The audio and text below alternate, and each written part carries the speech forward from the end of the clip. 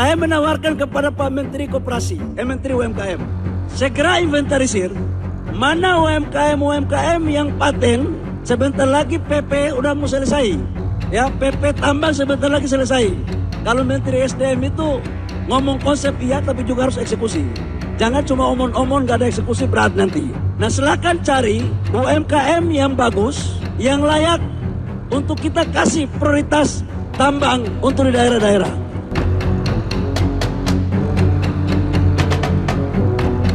Belum menyaksikan video ini, pastikan bosku jangan lupa subscribe. Karena subscribe itu gratis plus bonus tonton video terbaru setiap harinya.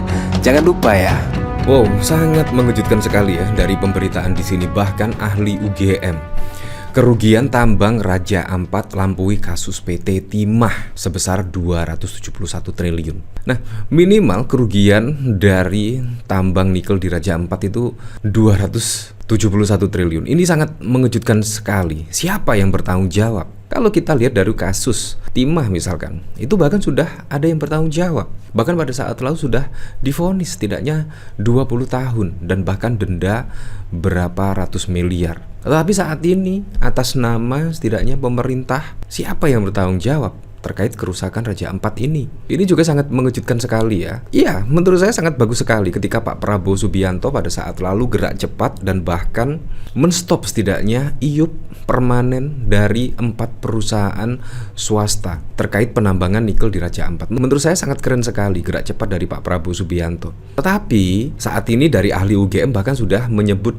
kerugian Raja Ampat itu lampaui kasus PT Timah. Itu seharusnya Pak Prabowo harus turun tangan lah. Bagaimana caranya terkait kerugian ini tidak terus membesar dan membesar. Apalagi terkait kerusakan alam ya. Pastinya juga butuh bertahun-tahun, puluhan tahun, atau bahkan tidak bisa diperbaiki kerusakan alam yang diakibatkan penambangan nikel ini. Jadi memang harus benar-benar Pak Prabowo turun tangan ya. Masih banyak sekali kok terkait lahan-lahan untuk ditambang, tetapi ya jangan di Raja Ampat. Apalagi di Raja Ampat itu adalah surga terakhir. Bahkan wisatawan-wisatawan mancanegara ini berharap di Raja Ampat tetap seperti sedia kala, tidak tercemari terkait penambangan nikel ini dan lain sebagainya. Nah, di sini bahkan yang cukup mengejutkan lagi, Bahlil Lahadalia. Wah, Bahlil Lahadalia kayaknya yang bertanggung jawab seharusnya ya. ESDM siapkan kriteria UMKM penerima izin tambang. Dan bahkan setelah kasus di Raja Ampat, pada saat lalu banyak ramai yang menolak setidaknya penambangan nikel di Raja Ampat. Tetapi bukannya sadar diri, tidak terus merusak ekosistem yang ada, Menteri SDM malah meminta untuk menyiapkan kriteria UMKM penerima izin tambang. Jadi apa negara ini ya, semua ditambang. Tetapi kalau kita lihat dari data BPS, bahkan penerimaan negara itu paling besar cukai rokok. Kalau tidak cukai rokok ya pajak dan cukai rokok yang paling besar, bukan tambang. Kalau kita lihat tambang itu sangat merusak sekali, sangat merusak keindahan alam, semua tercemari dan lain sebagainya.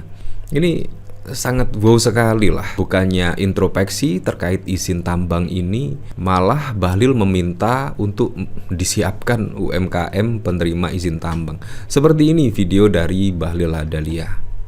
Saya menawarkan kepada Pak Menteri Koperasi, Menteri UMKM, segera inventarisir mana UMKM yang paten.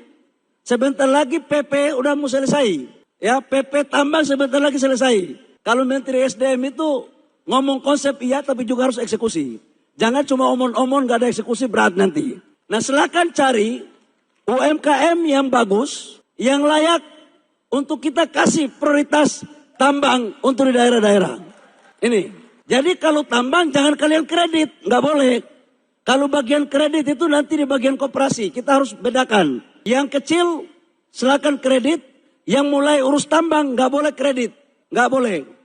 Kita hanya kasih kepada pengusaha yang sudah profesional. Jadi jangan sampai gadekan lagi iup tambang. Ini adalah bentuk keadilan untuk bagaimana kita wujudkan retribusi aset kita. Nah, bayangkan ya, sebegitunya ya. Dan kira-kira itu hasil tambang itu mengalir kemana? Dimana kalau kita lihat dari data BPS, ya penerimaan pendapatan negara itu mayoritas dari pajak dari cukai rokok dan lain sebagainya. Bahkan dari BUMN itu hanya sangat kecil sekali penerimaan negara dari BUMN.